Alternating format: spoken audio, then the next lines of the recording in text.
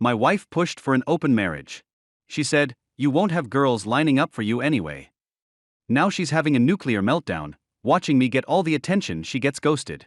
Hey everyone, before we jump into today's video, I need your help. We've noticed the channel is losing some traction, and subscribing is one of the best ways you can support us. It's quick, free, and it helps us keep bringing you awesome content. Your support means the world. Let's keep this channel growing together. Thanks so much. Now, let's start the video. Hi. Never thought I'd be posting here, but life comes at you fast. Kind of like how my wife came at me with, "We're in an open marriage now," over appetizers at our anniversary dinner. That was 6 months ago, and I'm only now able to talk about it without my eye twitching. Settle in. This story is longer than the pause after she dropped that bomb. So, I, 32 male, have been married to my wife, I'll call her Rachel, 31 female, for like 6 years now. We're both in our early 30s, no kids, decent careers, shared apartment, pretty normal stuff. For the most part, things were steady. Not perfect or anything, but we made it work. Rachel and I met in college, got hitched right after graduation, and settled into that typical suburban American dream. White picket fence not included, but you get the idea. At first, everything was great. We both had our careers taking off, enjoyed the same shows, liked to hike on weekends, the whole 9 yards. But somewhere around year 4, it started getting stale, not the normal marriage's work stale that everyone warns you about. This was different. Rachel started coming home later and later from work. At first, I didn't think much of it. We both had demanding jobs, and sometimes you gotta put in those extra hours to keep the boss happy, right? But then I noticed she'd walk in the door, barely look at me, and head straight for the shower. No kiss, no hello, no "how was your day?" Just noting. I'd be sitting there like an idiot with dinner I'd made getting cold on the table, watching Netflix alone while she spent an hour decompressing upstairs. When she finally came down, she'd grab a plate, microwave it, and eat while scrolling through her phone. Half the time, she wouldn't even sit at the table with me. Ruck de. I'd ask. She'd mumble, not looking up from whatever was so damn interesting on Instagram. I started feeling like a ghost in my own home. Like I could walk around naked, covered in blue paint, and she wouldn't even notice. I tried everything, cooking her favorite meals, suggesting date nights, even buying her random gifts just to see her smile again. Nothing worked. She'd just nod, say thanks, and go back to whatever she was doing. I tried talking to her about it a few times. Hey Rachel, is everything okay with us? Yeah. Why? I don't know. You just seem distant lately. She'd look annoyed, like I was creating problems out of thin air. I'm just tired from work. Not everything has to be a big dramatic thing, you know? And I'd drop it because what else could I do? Force her to be present? Demand she tell me what was going on in her head? I wasn't her jailer. Then, about 6 months ago, it started getting weirder. Rachel got super into all these self-help podcasts, journaling, growth work, therapy, the whole package. At first, I was cool with it. Good for her, right? If anything, I encouraged it. I figured maybe she was working through whatever had been making her so checked out lately. But then she started pulling away even more, not just physically, but emotionally too. She stopped checking in with me completely. Stopped initiating conversations or anything, really. Our apartment became this weird neutral zone where we just coexisted without actually connecting. I'd come home from work exhausted, wanting nothing more than to vent about my boss or laugh about some stupid thing that happened at the office. But Rachel would be sitting cross-legged on the floor with her journal, earbuds in, completely in her own world. If I tried to talk to her, she'd hold up a finger like, "Not now," and keep writing. By the time she was ready to engage, I'd already given up and gone to bed. I started dreading coming home. Started stopping at the bar with coworkers more often just to put off walking into that cold, empty apartment. Even though Rachel was physically there, the place felt abandoned somehow. No warmth, no life. When I'd bring it up, she'd just say she was working through things internally, whatever that means. I gave her space. I was patient. I didn't push her too hard. Maybe I should have. I remember one night I came home from a particularly shitty day at work. All I wanted was to chill and someone to talk to. The apartment was dark again, except for the glow of Rachel's laptop in the bedroom. I found her typing away, earbuds in, completely oblivious to my presence. I stood in the doorway for a full minute before she noticed me. "Oh hey," she said. "I didn't hear you come in." "I've been home for 20 minutes, I said. "I was in the kitchen." "Oh," she glanced back at her screen. "Did you eat?" I grabbed something with Vanessa after work. Vanessa, the new work friend. I remembered meeting Vanessa at Rachel's office Christmas party last year. Tall, blonde, fake boobs, kind of loud, always touching people when she talked. She gave me weird vibes then, but I just nodded and walked away, feeling that familiar hollow ache in my chest. Once again, I'd be eating alone, watching TV alone, and eventually sleeping alone despite sharing a bed with my wife. Then came our anniversary. Neither of us had planned anything special, pretty telling about where we were at that point. We were just sitting on the couch, takeout containers on the coffee table, some random Netflix show neither of us was watching. I was scrolling through my phone when Rachel suddenly muted the TV. "We need to talk about us," she says with this weird, serious look on her face. I put my phone down, leaned back, and just waited. Whenever someone starts a conversation like that, you know whatever's coming isn't good. But I wasn't about to show any reaction until I heard what she had to say. 6 years of marriage, and I still couldn't read her mind. But the way she was fidgeting with her wedding ring told me this wasn't about vacation plans. I want an open marriage. I just stare at her for a second, thinking it's a joke. It wasn't. Monogamy feels unnatural to me, she continues, like she's explaining why she switched coffee brands. I've been thinking about this for a while. Are you serious right now? I asked. I still love you. She reached for my hand, but I pulled back. This isn't about replacing what we have. It's about exploring new connections. So, you want permission to cheat? I asked.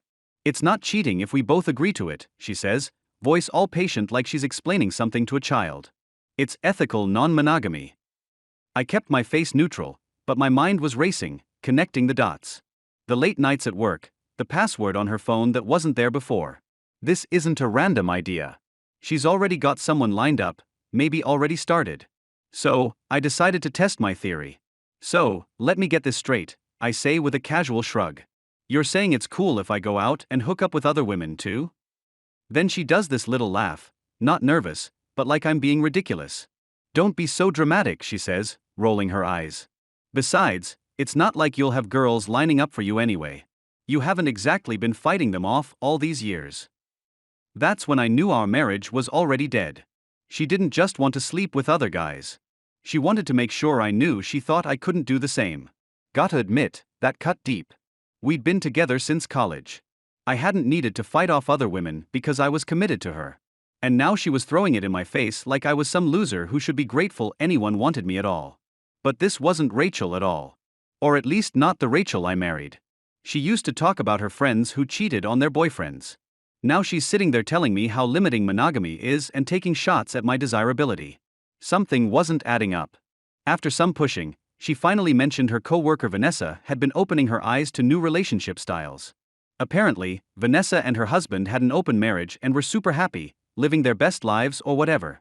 I straight up told her I wasn't comfortable with it, but the way she framed it wasn't really like a question. It was more like she was telling me about this cool new evolved relationship model we were going to try. And honestly, I was just tired. Tired of being the only one trying. Tired of feeling like everything was on me to fix. So, I said fine. Not because I wanted it, but because I was already checked out and didn't have the energy to argue anymore. In my head, though, I was already thinking about divorce. Like, who the hell asks their husband if they can sleep with other people, insults him in the process, and expects the marriage to survive that? But I didn't say that part out loud. I just set some ground rules. No emotional attachments, complete honesty about everything, and safety first. And most importantly, we'd revisit the whole thing if one of us started getting serious feelings for someone else. She agreed to all of it. Of course, Rachel jumped right in. I think it was literally the same weekend we had the talk. She had 2 hookups back to back. Came home looking like she just discovered the meaning of life or something. Told me about it in these vague terms, saying it made her feel alive and free. She was proud of herself. Mann, the freaking audacity. I just nodded along, pretending to be interested in all the details. What else could I do? The marriage was clearly over. Had been for a while, really. This was just the final confirmation I needed. While she was talking about her amazing new experiences, I was mentally calculating how to divide our assets and wondering if my buddy's couch would be available for a few weeks. Didn't say any of that though. Just smiled and made appropriate noises at the right moments. Figured I'd stick around for a bit, get my ducks in a row, maybe see what this whole open marriage thing was about while I quietly prepared for the inevitable divorce. Not because I wanted to win or anything stupid like that. But why rush out the door unprepared? She had her plans, I had mine. She just didn't know mine involved signing papers and getting separate addresses. But I didn't want to just hook up with random women. That wasn't my style. Instead, I focused on myself, started hitting the gym again, got back into rock climbing, which I used to love before marriage, updated my wardrobe, got a fresh haircut, started going out more like I used to do when I was single. Just basic self-improvement stuff. The first night I came home from the gym, sweaty and actually feeling good about myself for the first time in months, Rachel was in the kitchen making a smoothie or something. "You're going to the gym now?" she asked, sounding surprised. "Yeah, thought I'd get back into it." She looked me up and down with this weird expression. Not hostile, not appreciative, just calculating. "Huh," was all she said before going back to her blender. I spent the rest of the day after work going out with my friends. The next morning, I got up early to hit the gym before work. Rachel was still in bed, phone in hand as usual. "Gym again?" she asked. "Yep, trying to make it a habit." She frowned slightly. "Jure neva arunt animore." I almost laughed at the irony. For months, she'd barely acknowledged my existence, and now she was complaining about me not being around. I just shrugged and headed out. Let her get a taste of her own medicine for once. What surprised me most wasn't the attention from other women. It was how quickly I stopped caring about Rachel's opinion of me. Each day I spent focusing on myself, working out, reconnecting with old hobbies, felt like peeling off a layer of that needy, approval-seeking guy I'd become. I wasn't doing any of this to make her jealous or prove something to her. I was doing it because, for the first time in years, I remembered what it felt like to actually like myself. The more I went out and socialized and enjoyed myself, the more people noticed me. Women at the gym would start conversations. "An old college friend hit me up on Instagram." The barista at my regular coffee shop started remembering my order and making small talk. And to my surprise, my phone started blowing up. First, it was just a few DMs on Instagram from women I kind of knew, old classmates, friends of friends. Then it snowballed. Someone must have said something to someone else because suddenly I was getting messages from women I'd never even met before. "Hey, heard you might be looking for company. Your profile came up on my feed, and I had to say hi. Are you really in an open relationship now? Asking for a friend, lol." At first, I thought it was some kind of prank Rachel was pulling. But nope, these were real women. Hot ones, by the way, shooting their shot. I even got a couple of straight-up offers for hookups with zero strings attached. My phone would ding with notifications all day long. It was surreal. I didn't go crazy with it, though. I just started saying yes to more social stuff and being open to whatever. That's how I met a girl named Lily. She's a graphic designer I met at this art exhibit my buddy dragged me to. We started talking about the weird abstract paintings, exchanged numbers, and went for coffee a few days later. It wasn't like fireworks or some big emotional thing. It was just easy and fun. She actually listened to me. She was creative. She made me feel like I didn't have to try so hard to be enough. The first time I went out for dinner with Lily, Rachel actually noticed. "Jure going out?" "Where?" she asked, looking up from her phone for once. "Just grabbing dinner with someone I met at that art thing last weekend." Her eyebrows went up. "Like a date?" "I mean, yeah," I said, adjusting my collar in the mirror. She just nodded, but I could see something shift in her expression, like she'd suddenly realized there might be consequences to her brilliant idea. We started seeing each other once or twice a week. It wasn't some secret thing. We were both clear about our situations. And even though it wasn't super serious, she was probably the only person I felt like myself around in months. Around this time, Rachel started noticing how often my phone was going off. At first, she didn't say anything, but I'd catch her glancing over when my phone would light up with notifications. One time, I was making breakfast, and my phone buzzed 5 times in a row. I saw her eyeing it from across the kitchen, but she just sipped her coffee in silence. The look on her face, though, priceless. A mix of confusion and something else I couldn't quite place. Maybe disbelief. Then one evening, I was chilling on the couch scrolling through Instagram when a new DM popped up from this girl I met rock climbing. She was just asking if I wanted to join a group climb that weekend. Rachel happened to walk by right as I was typing back, and I noticed her slow down, hovering just a bit too long. "Popular these days, huh?" she finally said, trying to sound casual, but there was an edge to her voice. I just shrugged. "Just climbing stuff. Too, seems like your phone's been blowing up lately." She was trying so hard to sound nonchalant, but her eyes kept darting to my screen. Yeah, I guess so, I replied, not offering any more information. Over the next few weeks, I noticed her watching me more and more. When I'd get a text and smile, she'd suddenly need something from whatever room I was in. If I stepped away to take a call, she'd be right there when I got back, pretending to be doing something else. She never directly asked who I was talking to, but I could see the wheels turning in her head. The woman who'd been so confident I'd have no options was slowly realizing she'd miscalculated badly.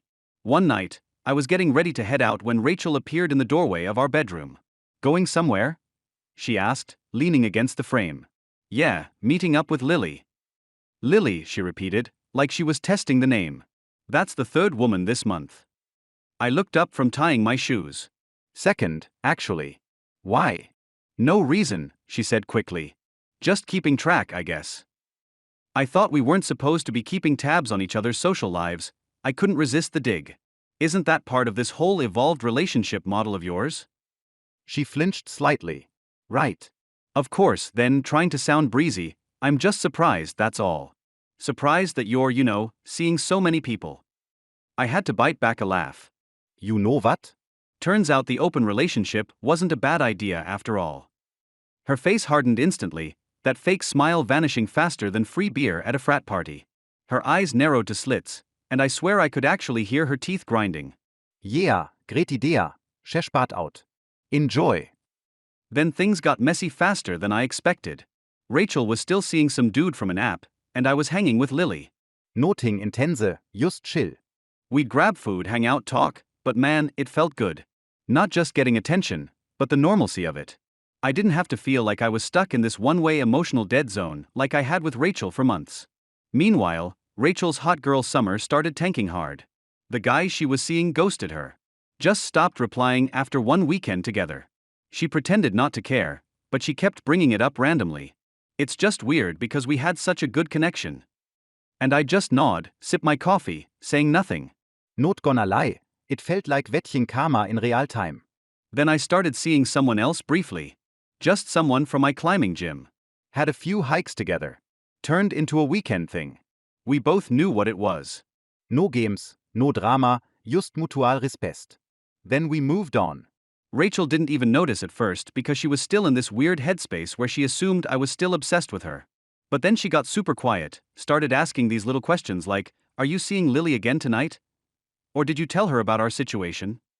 It wasn't because she cared about my safety or anything. She was just trying to figure out how far I was drifting from her orbit. One night, I came home from dinner with Lily, and Rachel was just sitting on the couch with her arms crossed. She asked if I could stop emotional cheating and focus on our marriage if I still wanted to fix it. Like what? I just looked at her and said, "You wanted freedom. I just took mine too." She didn't like that. Got pissed. Started listing off all the things I was doing wrong. Apparently, texting Lily daily was disrespectful. Going out to dinner with her was crossing lines. And continuing to see someone she didn't approve of made her feel unsafe. I didn't yell or anything. I just reminded her that she went out and slept with someone else within the first weekend of this new arrangement. She didn't ask for permission. She didn't even give me time to process. She just did it and came home grinning. That's different, she insisted. Those were just hookups. You're getting emotionally involved. You never said that was against the rules, I pointed out. You just said no serious attachments. Well, I'm clarifying the rules now, she snapped. No, you're changing them because you don't like how this is playing out. And now that her side of things wasn't going well, I was supposed to what? Drop what was working for me just to protect her ego? She tried flipping it again, saying she didn't realize how serious things could get if we both followed through with the open marriage idea. She thought it would just be hookups, nothing more. The craziest part? She was still completely unapologetic about the whole thing. Like she was entitled to change the terms whenever she wanted, and I was just supposed to go along with it. She never once admitted that maybe, just maybe, suggesting an open marriage had been a mistake. Instead, she acted like I was the one who twisted her pure, evolved relationship model into something dirty. At that point, I felt bored with the whole game. Watching Rachel try to change the rules when they no longer benefited her didn't make me angry anymore. It just clarified things. This wasn't a partnership. It was a one-sided arrangement where her needs always came first. So, I called a lawyer and started the divorce process. No drama, no big confrontation. I was just done with the whole thing. Honestly, It felt like checking out of a shitty hotel after a stay that went on way too long. The game was fun for a minute, seeing her squirm when she realized I had options. But the novelty wore off fast. Why keep pretending when we both knew this marriage was toast? Time to move on and stop wasting each other's time. During that time, I got a DM on Instagram from none other than Vanessa, Rachel's coworker, the one who supposedly had this amazing open marriage and had filled my wife's head with all these ideas. Hey, I hope this isn't weird, but I've been meaning to reach out. Rachel talks about you all the time at work, and I was wondering if you'd want to grab coffee sometime. No pressure. I stared at that message for a solid 10 minutes. Was this a trap? Was Rachel testing me? But honestly, at this point, I didn't really give a damn anymore. The divorce papers were already being processed, and I figured I might as well hear what she had to say. This was the woman who had supposedly blown up my marriage. Might as well meet her and get the full story before I close this chapter of my life completely. We met at this little cafe downtown. When Vanessa walked in, I recognized her from the Christmas party, but she looked different, more put together, less loud. She sat down and immediately started talking. So, I'm guessing you're wondering why I wanted to meet. I nodded, and that's when she dropped the bomb. I need to clear something up. My husband and I don't have an open marriage. We never have. I don't know why Rachel would say that. I nearly spit out my coffee. Wait, what? Rachel said you were the one who convinced her to try an open marriage. That you and your husband were doing it and loving it. Vanessa looked confused. That's just not true. God, I hope Mike doesn't hear about this. We're as monogamous as they come. Then why would Rachel say that? Vanessa shrugged. Honestly, I think she's been trying to impress this new manager at work. He's this young tech bro type who's always talking about his progressive relationship style. Rachel's been kissing his ass since he started. I sat back, trying to process this. So, Rachel had lied about where she got the idea. Had she been feeding me bullshit this whole time? As we kept talking, Vanessa revealed she'd been worried about Rachel for months. Said she'd been acting weird at work, flirting with coworkers, going out for long lunches with the new manager. Then she dropped another bomb.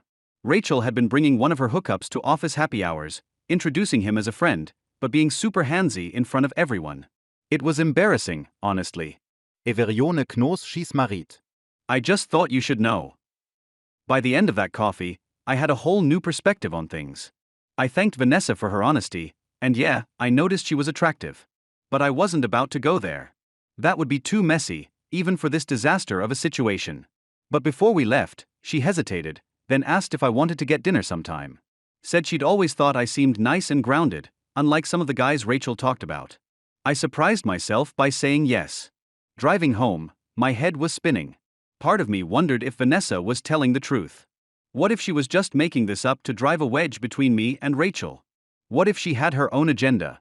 But then why would Rachel lie about Vanessa's marriage? Nothing made sense anymore, and I wasn't sure who to believe. But I guess someone saw us in the cafe and told Rachel because when I got home that night, all hell broke loose. She was waiting for me, eyes red from crying. You went out with Vanessa, my friend, from my work? I just stood there, letting her yell. When she finally ran out of steam, I calmly told her everything I'd learned, that Vanessa and her husband didn't have an open marriage, that Rachel had been showing off one of her hookups at work events, that she'd probably gotten the whole idea from her new manager, not her friend. Rachel went pale. Then she switched tactics completely. Suddenly, she was crying, saying she'd made a huge mistake, that she'd been confused and influenced by people at work, that she realized now how much she loved me and only me, that she wanted to close the marriage again, go back to being monogamous, maybe even try couples therapy. I was just experimenting, she sobbed. I didn't think you'd actually go along with it and start seeing other women. So, you thought what? That I'd just sit at home while you explored. I asked. I didn't think you'd actually get dates, she blurted out, then immediately looked like she regretted it. I mean, I just never thought you'd be so into it. And there it was. The ugly truth. She'd never expected me to get attention from other women. She'd set up this whole open marriage thing, expecting to be the only one who benefited, while I waited around like some pathetic backup plan for when she was done exploring. You know what the funniest part is? I said.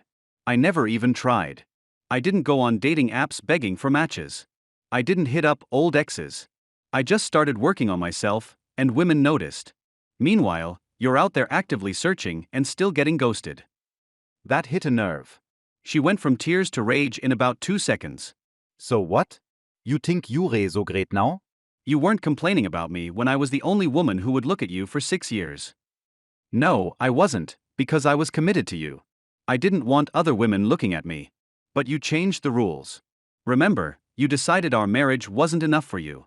Don't be mad that I turned out to be better at the game you started. She stormed out after that.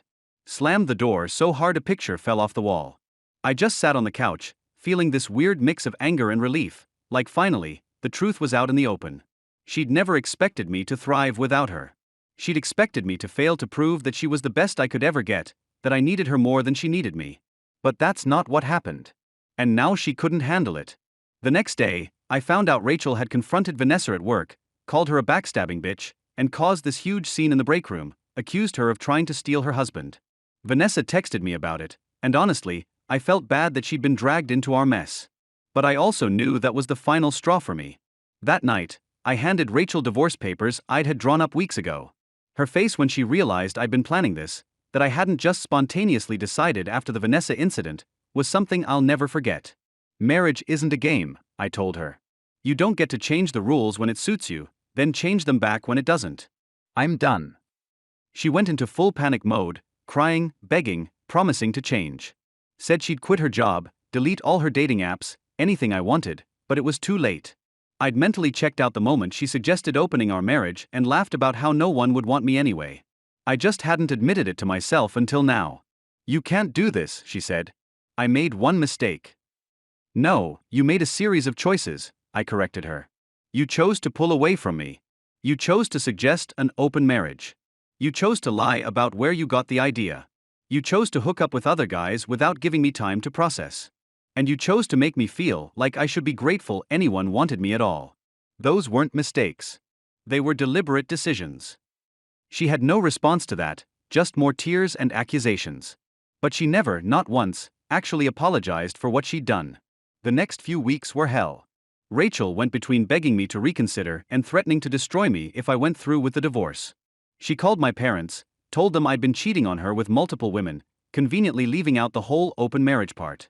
She tried to turn our mutual friends against me, saying I'd changed and become some kind of player, but I had receipts, text messages where she'd laid out the whole open marriage idea, screenshots of her dating app profiles, the conversation where she'd literally laughed at the idea of me getting attention from other women. Once people saw those, the narrative shifted real quick. What really sealed the deal, though, was when her manager got involved.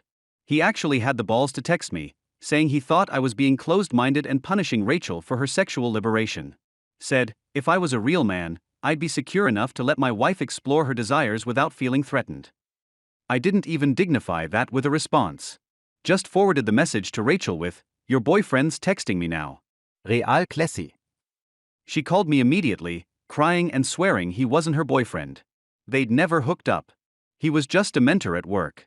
But the damage was done. If this guy felt comfortable enough to reach out to me, her husband, and lecture me about my own marriage, there was definitely something going on there. The divorce wasn't pretty, but it was necessary. I didn't stick around to watch the fallout. I moved out, got my own place, and focused on rebuilding my life. I didn't date for a while. Not Vanessa, not Lily, not anyone. I needed time to process everything and figure out who I was outside of that toxic relationship. Sometimes I'd get texts from Rachel late at night. Sometimes angry, sometimes sad, sometimes weirdly nostalgic. I stopped responding after a while. There was nothing left to say. I kept up with the gym, the rock climbing, all the stuff I'd gotten back into during our open marriage phase. Not because I was trying to impress anyone, but because I genuinely enjoyed it. I reconnected with old friends, made some new ones, started traveling a bit, just weekend trips to places I'd always wanted to see. I started spending more time at this little coffee shop near my new place. Nothing fancy, just quiet enough to think. After a while, the barista started noticing me coming in almost every other day. One afternoon, while handing me my usual, she smiled and said, rough week. I guess I must have looked worse than I thought because we ended up talking for a bit. Nothing deep at first, just little things, work, hobbies, favorite books. She joked that I was turning into a piece of the furniture. And somehow, it didn't feel like small talk. It felt easy. Over time, it just kind of happened. Coffee turned into longer conversations. Conversations turned into grabbing dinner after her shift. I wasn't looking for anything. But she made it hard not to notice how different things could be when someone actually gave a damn. She was grounded, honest, didn't play games, didn't need to explore anything. She knew who she was. And for the first time in a long time, I felt like I could just breathe.